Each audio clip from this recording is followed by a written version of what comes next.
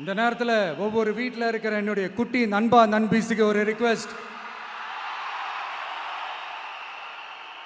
உங்களுக்கு ஏதாவது ஒரு சாக்லேட்டோ இல்லை ஏதாவது ஒரு கிண்டர் ஜாய் வேணும் அப்படின்னா அழுது அடம் பிடிச்சி சக்ஸஸ் பண்ணிடுறீங்கல்ல, அந்த மாதிரி உங்களுக்கு ஏதாவது ஒரு ட்ரெஸ் வேணும்னா அழுது அடம் பிடிச்சி சக்ஸஸ் பண்ணிடுறீங்களே, அந்த மாதிரி உங்களுக்கு பிடிச்ச இந்த விஜய் மாமாவுக்காக,